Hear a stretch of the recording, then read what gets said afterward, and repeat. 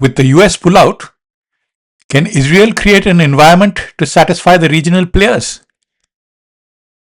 Let's examine this. For almost 8 decades, the conflict between the Israelis and the Palestinians has remained one of the world's most complex geopolitical disputes. The British Mandate for Palestine in 1922 is projected with the French Mandate of Syria and Lebanon in the north, and the Emirate of Transjordan in the east, and the Kingdom of Egypt to the southwest. And now, let's have a look at the regions of Israel. It had a Jewish region shown in grey and an Arab region shown in brown. The city of Jerusalem is shown in white as an international city. The origins of today's dispute lie in the final years of the British rule over Palestine. In 1947, the United Nations proposed partitioning of the territory into separate Jewish and Arab states while placing Jerusalem under international administration. Jewish leaders accepted the proposal in principle, but the Arab leaders rejected it outright, arguing that it does not adequately reflect the wishes of the Arab majority which was living there. Israel's declaration of independence in 1948 dramatically altered the map. Jordan assumed control of the West Bank, including East Jerusalem, while Egypt administered the Gaza Strip. For nearly 20 years, these territories remained outside Israeli control. Everything changed during the Six-Day War in June 1967. Israel captured the West Bank, East Jerusalem, Gaza, the Sinai Peninsula, and the Golan Heights. From that point onward, the West Bank became the centerpiece of the Palestinian demands for an independent state. The Oslo Accord of 1993 was the official handshake between the Israeli Prime Minister Yitzhak Rabin and the PLO leader Yasser Arafat. It was an attempt to establish a framework of peace, and the West Bank was divided into 3 administrative regions. Area A, shown in dark yellow, came under Palestinian civil and security administration. Area B, shown in light yellow, remained under Palestine civil administration but Israeli security responsibility. And Area C, roughly 60% of the territory, remained under Israeli administration and contains the majority of the Israeli settlements. Although the Oslo Accord was intended as a temporary arrangement leading to a permanent peace agreement, negotiations repeatedly stalled. Continued settlement expansion, outbreaks of violence, political divisions amongst the Palestinians, and changing Israeli governments steadily reduced the confidence on both sides. Today, following the reduction of the direct military involvement across much of the Middle East and the emergence of a new regional diplomatic environment, Israel faces the strategic question that extends well beyond defeating the Hamas. Can Israel create a stable security environment while addressing the political aspirations of the Palestinians and the humanitarian crisis in Gaza, where there is a constant underground movement of Palestinians? To answer this question, we must first understand how the present situation evolved. Today, Palestinian political opinion ranges from support for a negotiated 2-state solution to calls for a single democratic state encompassing all of historic Palestine. Israel opinion is similarly divided between supporting territorial compromise, maintaining the status quo, or favoring annexation of parts of the West Bank. These competing visions continue to make a negotiated settlement difficult. While political negotiations remained stalled, Gaza followed a different path. Israel withdrew all military forces and civilian settlements from Gaza in 2005. 2 years later, following the internal Palestinian conflict, Hamas assumed control of the territory, creating a political division between Gaza and the Palestinian Authority governing parts of the West Bank. This division has profoundly influenced every subsequent conflict. The next question is whether Israel possesses the capability to dismantle Hamas. From a purely military perspective, Israel enjoys overwhelming advantages. Its intelligence services are amongst the most capable in the world. It possesses advanced surveillance satellites, armed drones, electronic warfare systems, cyber capabilities, precision-guided munitions, and special forces, and one of the most sophisticated air defenses networks ever developed. These capabilities enable Israel to identify leadership targets, disrupt command structures, destroy weapon production facilities, and systematically attack tunnel networks.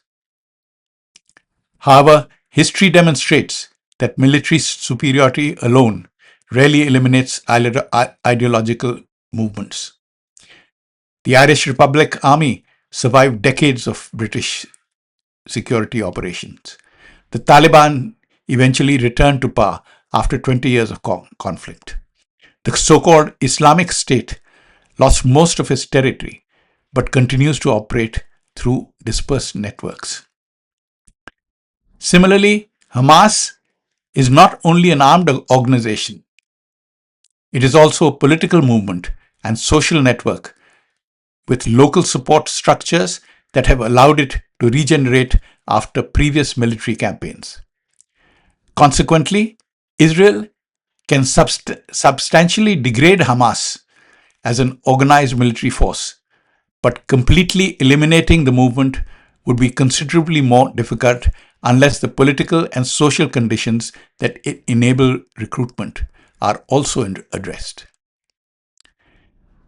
This brings us to Gaza's humanitarian crisis.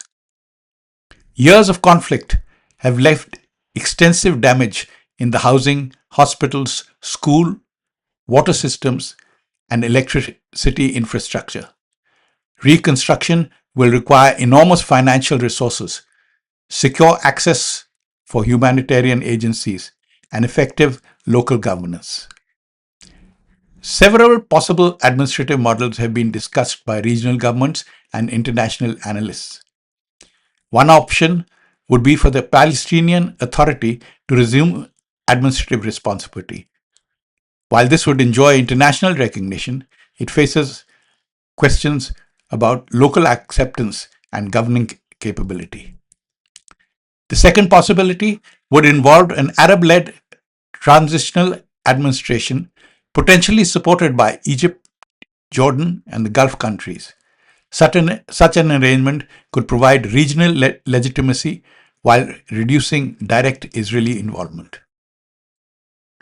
The third option would establish an international transitional authority involving the United Nations and other international partners. This could coordinate reconstruction but would require broad political agreement that has historically been difficult to achieve. Finally, Israel could retain long-term security control while allowing Palestinian civilian administration. Although this might provide short-term security, many analysts argue that it would face difficult political and economic challenges across time. Each option carries considerable advantages and significant risks. Ultimately, Military success alone is unlikely to produce lasting peace. The decisive challenge is governance. Israel undoubtedly possesses the military capability to prevent large scale attacks and maintain security control where necessary. However, enduring stability will probably depend on several additional factors: effective Palestinian government, sustained economic reconstruction, regional diplomatic cooperation, credible security guarantees, and progress towards the political framework of both the Israel and the Palestinians.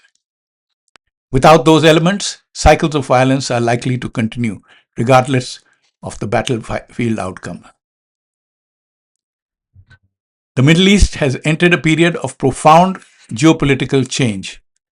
Whether that change leads towards the renewed confrontation or gradual stability will depend on the military victories, then on the political decisions taken during the coming decade. For Israel, the challenge is no longer simply winning wars, it is creating conditions under which future wars become unnecessary. Can Israel sustain the current military requirements without US aid over the next 3 years? Israel could almost certainly continue military operations for the next 3 years without direct US military aid, but not at the same intensity, cost, or strategic flexibility. The main challenge would be replacing US supplied precision munitions, missile defense interceptors, spare parts, and some advanced aircraft support while sustaining the economic burden. Israel is now high economy with a GDP of roughly 600 billion US dollars. The long-standing US military partnership package of about $3.8 billion a year is significant, but it represents a relatively modest share of Israel's overall economy and a minority share of its defense budget. Israel could replace this funding domestically if it chose to accept higher taxes, larger deficits, and reductions in other government spending. Israel has one of the most advanced defense industries. However, Israel still relies heavily on imports, particularly from the United States, and for some categories of advanced munitions, aircraft, engines, and components. Israel's ability over the next 3 years could be as follows. Firstly, few regions in the world combine the historic religion, nationalism, and security as intensely as the West Bank and Gaza Strip. Following the gradual reduction in the direct American military, Israel faces a different strategic challenge. The question is no longer simply defeating the Hamas. In the Defense Department, Israel assisted capability over the next 3 years could be no elevated financial problems, no major problems in handling Gaza and the West Bank, no major problems against Hezbollah. The simultaneous Gaza and Hezbollah would be difficult to handle. Sustained multi-front war without the US would have its problems. The actual greater challenge is whether Israel can create a political and security environment that remains stable over the next decade, and how Arab nations react to the power vacuum created in the absence of the United States. A tumultuous task. However, I will end on an old Indian cavalry dictum. Himmate marda, madate khuda. If you have the courage of a man, God will help you.